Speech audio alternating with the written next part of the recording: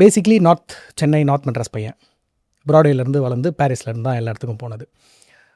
12th standard முடிச்சுட்டு சரி நம்ம பைலட் ஆகணும் அப்படின்னு ஒரு டிசிஷன் எடுத்தோடனே நியூஸ் பேப்பர் கட்டிங் பார்த்து தான் ஃப்ளைங்கே எங்கே பண்ணணும் ஏதுன்னு கற்றுக்கிட்டது. ஸோ எங்கள் அப்பா வந்து எடுத்து பார்த்தாரு, ஒரு ஃப்ளைங் ஸ்கூல் இருக்குது, ஏர்போர்ட்லேயே இருக்குது, நம்ம போய் பார்க்கலாம் அப்படின்னு சொல்லிட்டு போய் சேர்த்து விட்டார்.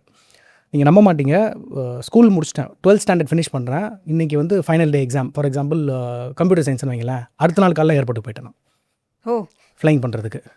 ஸோ அது அந்த அந்த ட்ராவல் எப்படி அப்படின்னிங்கன்னா, வீட்டிலேருந்து சைக்கிள் எடுத்துகிட்டு போய் பீச் ஸ்டேஷனில் போய் ஸ்டாப் பண்ணி ட்ரெயின் எடுத்து அங்கேருந்து ஏர்போர்ட்டில் போய் இறங்கிட்டு அங்கேருந்து நடந்து கார்கோ டெர்மினல் போய் ஃப்ளைங் போவேன்.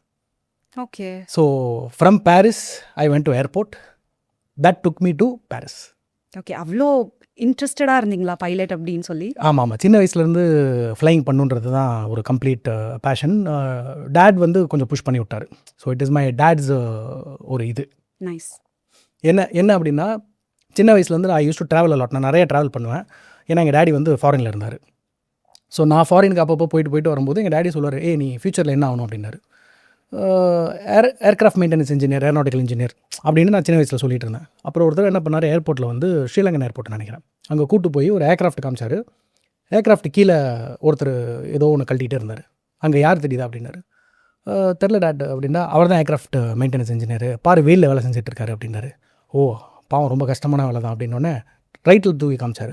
என்ன ரைட்டில் அப்படின்னு திரும்பி பார்த்தா ஒரு பைலட்டு ஒரு ஏர் ஹோஸ்டஸோட அழகான பொண்ணு நடந்து வந்துட்டு இருந்தார். இவர் தான் பைலட் அப்படின்னாரு. நான் பைலட் ஆகிறேன் டாடி அப்படின்ட்டேன்.